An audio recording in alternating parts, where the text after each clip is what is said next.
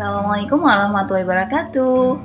Izinkan saya untuk menyampaikan jurnal refleksi Dwi Mingguan modul 1.1 dengan saya sendiri Nira Nurindasari, CGP Angkatan 8 Jakarta Barat.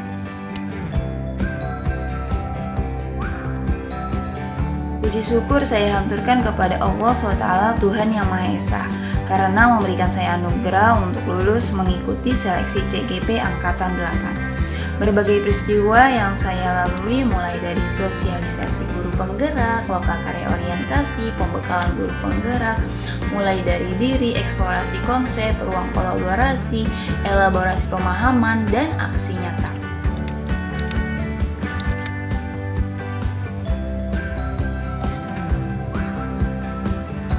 Namun dari berbagai peristiwa yang sudah saya lalui, hal yang berkesan bagi saya dimulai tanggal 13 Mei 2023, di mana saya mengikuti lokal karya orientasi pertama. Banyak nilai-nilai positif yang saya dapat dari mengikuti lokal karya tersebut. Saya bertemu orang-orang hebat dengan segudang prestasi, orang-orang yang memberikan pesan positif dan membuat nyaman untuk berinteraksi, seperti sudah lama bertemu. Ditambah dengan pengajar praktik yang membuat kelas terasa nyaman. Bukan hanya itu, pada sesi kolaborasi diskusi pada tanggal 16 Mei 2023, saya yang tadinya tidak bersemangat menjadi bersemangat. Rasanya seperti mendapat energi baru karena bertemu dengan teman-teman guru yang luar biasa serta fasilitator yang memberikan aura positif sehingga kelas terasa nyaman padahal berlangsung secara daring. Dan secara tidak langsung tentunya mempengaruhi semangat dalam diri untuk tetap maju menjadi guru penggerak.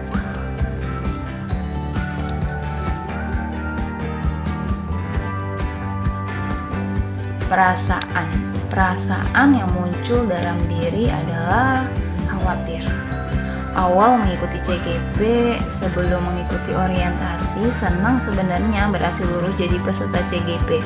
Tapi dibarengi oleh rasa khawatir akan tugas-tugas sebagai pendidik di sekolah dan tugas sebagai peserta CGP, karena tentunya tugas yang harus dikerjakan tidak sedikit. Pertanyaannya, bisakah saya mengikuti CGP ini sampai akhir? Termotivasi.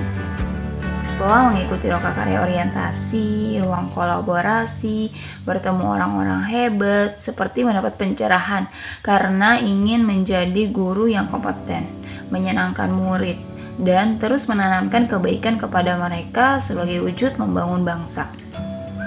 Perasaan terakhir, senyum bahagia. Setelah mempunyai motivasi dan tujuan yang kuat dalam menjalankan CGP, semua dapat dijalankan dengan senyum bahagia dan sama sekali tidak menjadikan beban. Justru semua terasa menyenangkan. Pembelajaran menuntun. Prinsip yang sangat menarik dan selalu saya jadikan poin dari pemikiran Ki Hajar Dewantara adalah prinsip menuntun, yaitu menuntun segala kodrat yang ada pada anak agar mereka dapat mencapai keselamatan dan kebahagiaan yang setinggi-tingginya, baik sebagai manusia maupun sebagai anggota masyarakat. Prinsip ini menjadikan saya kembali ke titik awal menjadi guru dan secara tidak langsung mengintrospeksi diri saya. Sudahkah saya menuntun murid dengan baik?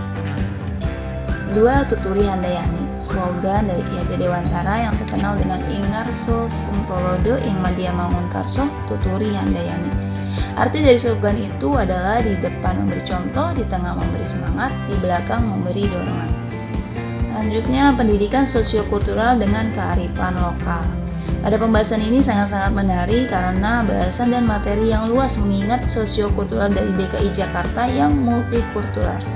Begitu banyak keberagaman dari seluruh sisi kehidupan. Kelompok saya mengambil seni main pukul Betawi sebagai nilai-nilai luhur kebudayaan daerah di Jakarta yang perlu dikembangkan.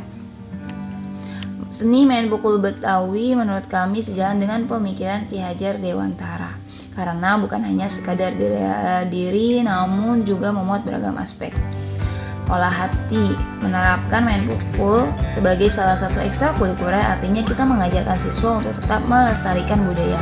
Olah rasa, menerapkan main pukul sebagai salah satu ekstrakurikuler artinya kita mengajarkan siswa untuk mencintai budaya. olah pikir. Main pukul memerlukan taktik atau cara dalam permainan sehingga melatih siswa untuk berpikir menemukan taktik berbagai, begitupun di pembelajaran. Olahraga. Main pukul dapat dijadikan sarana olahraga juga karena membutuhkan berbagai gerakan dan dapat diaktualisasikan dalam kegiatan ekstrakurikuler di sekolah. Berorientasi pada anak. Pembelajaran yang berpihak pada murid, salah satunya dengan memberi kesempatan murid untuk menemukan pendapat. Kemudian memberi kebebasan membangun sendiri pengetahuannya, tidak selalu mengikuti keinginan gurunya. Penerapan. Pertama, kesepakatan belajar. Mengambil hal positif dari CGP adalah adanya kesepakatan belajar sebelum melakukan pembelajaran. Saya pun menerapkannya pada pembelajaran di kelas. Hasilnya sangat efektif dan efisien, terutama dalam hal waktu, dan kelas pun menjadi lebih kondusif. Berpikir positif. Saya selalu berusaha untuk menerapkan kepada peserta didik untuk terus berpikir positif dalam segala hal. Contohnya dengan memberikan kata-kata motivasi dalam setiap pembelajaran yang dilaksanakan. Saya bisa, pembelajaran itu mudah. Ice breaking. Saya juga berusaha untuk menerapkan ice breaking pada pembelajaran, baik dimulai pembelajaran, di tengah pembelajaran, ataupun setelah selesai pembelajaran. Tujuannya agar pembelajaran terasa semangat dan menyenangkan. Model pembelajaran.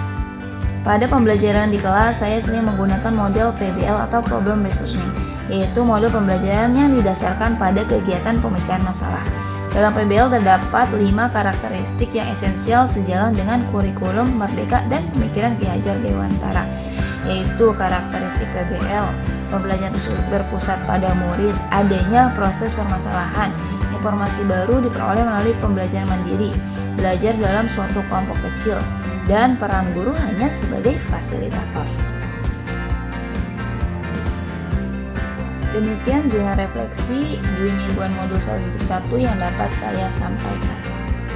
Salam guru penggerak, tergerak, bergerak, menggerakkan. Wassalamualaikum warahmatullahi wabarakatuh.